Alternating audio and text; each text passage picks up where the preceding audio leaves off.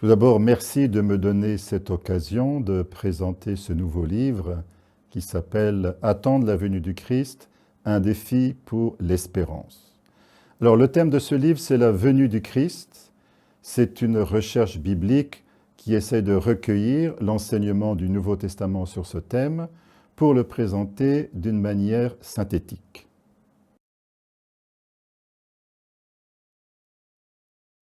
Alors, le thème de ce livre est important parce qu'en fait, il se trouve au cœur de la foi chrétienne. En effet, nous proclamons dans le credo que le Christ viendra juger les vivants et les morts, et chaque fois que nous célébrons l'Eucharistie, juste après la consécration, nous proclamons que nous attendons la venue du Christ dans sa gloire. Mais la question principale, c'est comment, concrètement, vivre cette attente de la venue du Christ.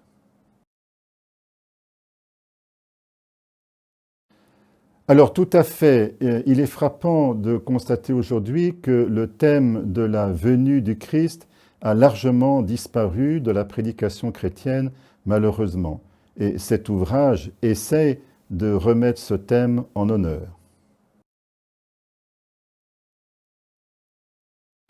Alors sans doute parce que c'est un thème difficile et que la prédication sur la venue du Christ doit éviter deux dangers principaux qui sont d'ailleurs opposés. Tout d'abord, il y a périodiquement des personnes qui prétendent connaître avec précision le jour, l'heure, le lieu de la venue du Christ dans sa gloire et qui l'annoncent publiquement, qui disent aux gens qu'ils doivent tout quitter, leur famille, leur profession, leurs biens matériels, pour se rendre à tel endroit où le Christ viendra dans sa gloire. Et comme nous le savons, à chaque fois, ils se sont trompés. C'est du reste un vieux problème parce que j'ai trouvé dans mes recherches un texte du IIIe siècle qui déjà mentionne l'existence de ce problème. Il y avait déjà à l'époque des gens qui prétendaient connaître le moment de la venue du Christ. Le Christ a beau dire dans l'Évangile que ce moment n'est connu que du Père, seul, il y a toujours des gens qui prétendent découvrir ce moment. Alors la conséquence en est que la prédication sur la venue du Christ est souvent suspectée d'illuminisme et que du coup, beaucoup préfèrent éviter ce thème. Mais il y a aussi le danger opposé qui est peut-être d'ailleurs plus répandu, qui est de ne pas prendre ce thème au sérieux.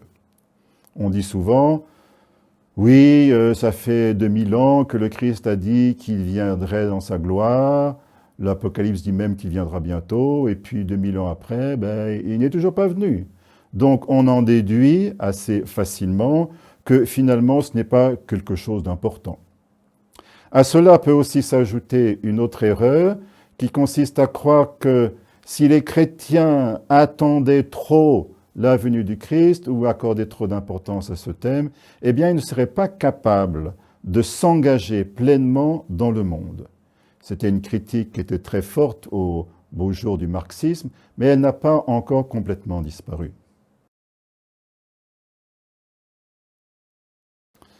Alors je parle effectivement de venue du Christ et pas de retour du Christ, parce que l'inconvénient principal de l'expression retour du Christ, c'est qu'elle laisse entendre que le Christ est absent. Par exemple, si je dis que mon ami Pierre reviendra, je laisse entendre qu'il n'est pas là. Mais précisément, le Christ n'est pas absent. Il le dit lui-même à la fin de l'Évangile selon saint Matthieu, « Je suis avec vous tous les jours jusqu'à la fin du monde ». Le Christ est présent dans nos vies. Il est présent dans le monde, mais sa présence reste cachée. Lors de sa venue dans la gloire, sa présence sera pleinement manifestée.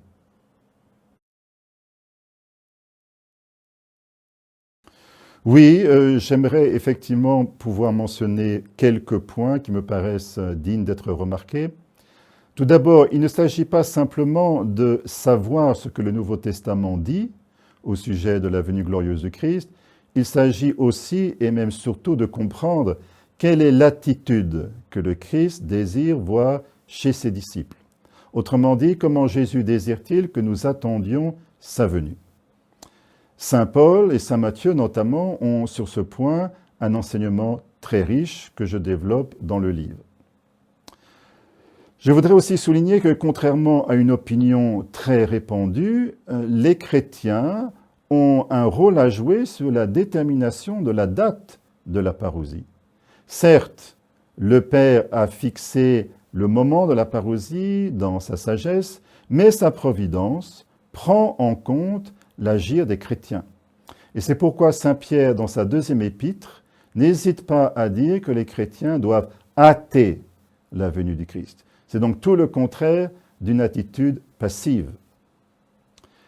Le livre aborde aussi quelques autres points liés au thème de la venue du Christ. Par exemple, il y a tout un chapitre qui essaie d'élucider la question de l'Antichrist, ce personnage énigmatique mentionné par saint Jean dans sa première épître, mais aussi par saint Paul sous un autre nom dans la deuxième épître aux Thessaloniciens.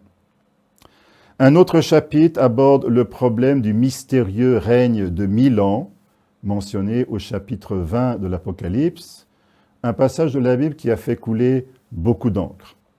La question est celle-ci: y aura-t-il un règne terrestre du Christ avec les saints sur la terre, un règne de 1000 ans, soit avant, soit après la parousie? Alors, il y a énormément de littérature sur le sujet, notamment chez nos frères protestants anglo-saxons. J'essaye d'expliquer quel est le sens de ce règne de 1000 ans, qu'il ne faut pas comprendre littéralement, mais symboliquement. Et enfin, j'essaie de montrer par plusieurs textes du Nouveau Testament que le Christ anticipe sa venue glorieuse parmi nous. Il le fait de multiples manières, et notamment de manière éminente dans l'Eucharistie. Chaque fois que nous recevons l'Eucharistie, le Christ vient à nous et il nous prépare toujours plus pour sa venue ultime.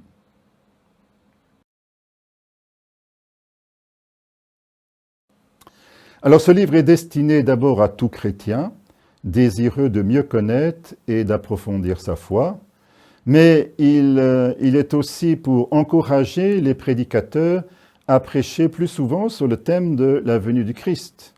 Ceux-ci trouveront dans le livre des commentaires de passages difficiles du Nouveau Testament sur le thème de la venue du Christ.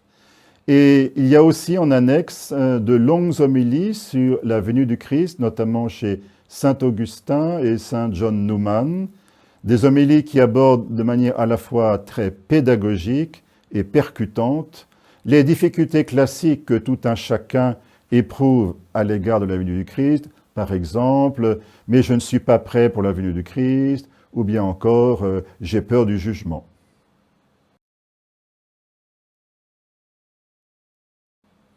Alors mon souhait pour les lecteurs, c'est que la lecture de l'ouvrage les fasse grandir dans un désir ardent de la venue du Christ et les stimule à s'engager pleinement pour préparer et hâter sa venue.